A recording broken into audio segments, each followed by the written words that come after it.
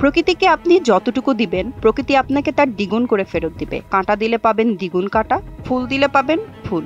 এটা যে শুধু কথার কথা নয়, ইতিহাস ঘাটলেই পাওয়া যাবে মোক্ষণ প্রমাণ। চড়ুই মেরে একবার চীন যে কি ভয়ানক বিপদে পড়েছিল সে নিয়ে বলা যাক। সালটা 1959 থেকে 1960। চীনের ক্ষমতায় তখন আধুনিক সমাজতান্ত্রিক চীনের জনক মাও সেতুং। গ্রেট লিপ ফরওয়ার্ড নামে এক আন্দোলন শুরু করেন তিনি। মাও বলেন, ইঁদুর, মশা, মাছি আর চড়ুই পাখি হলো মানুষের শত্রু, এদের মেরে ফেলা হোক। ইঁদুর, মশা আর মাছি মারায় উপকারী হয়েছিল হয়তো,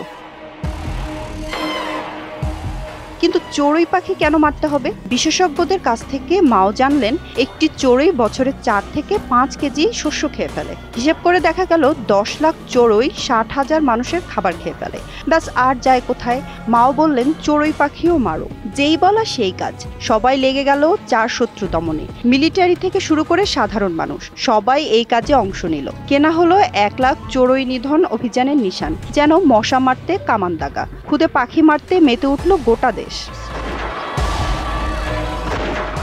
যারা এই কাজে এগিয়ে এলো তাদের নাম হলো স্প্যারো আর্মি। এমনকি চড়ুই মারায় উৎসাহ দিতে পুরস্কার ঘোষণা করলো রাষ্ট্র। একাধিক পদ্ধতিতে মারা হলো পাখি। উন্মত্ত জনতা ড্রাম বাজিয়ে ধাওয়া করত পাখির ঝাঁকের পেছনে। শোনা যায় ওরা শেষে ক্লান্ত পাখি মাটিতে পড়ে মারা যেত।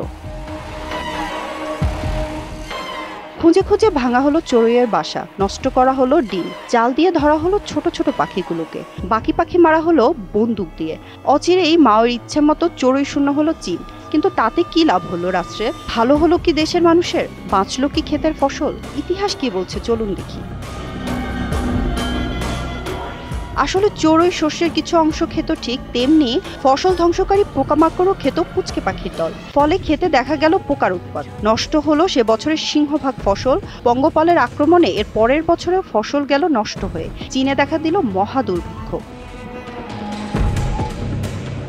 ঘরে খাবার নেই, যতটুকু ফসল উৎপাদিত হয়েছে সেগুলো পাঠিয়ে দেওয়া হচ্ছে কমিউনগুলোতে। যা বাকি থাকে তাতে সকলের ক্ষুধা মেটানো সম্ভব হচ্ছে না। ফলে মরতে লাগলো মানুষ। শোনা যায় বাঁচার জন্য চীনের গ্রামাঞ্চলে সে সময় নরমাংস ভক্ষণের মতো ভয়ানক ঘটনাও নাকি ঘটেছে দেদারসে।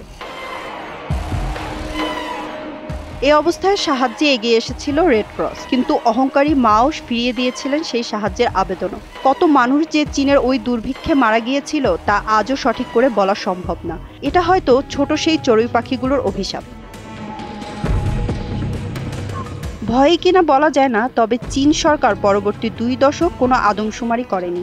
পরবর্তীতে 1982 সালে যখন আদমশুমারির ফলাফল প্রকাশ পেল, তখন হিসেব করে দেখা গেল অন্তত 3 কোটি মানুষ ওই দুর্ভিক্ষে মারা গিয়েছিল।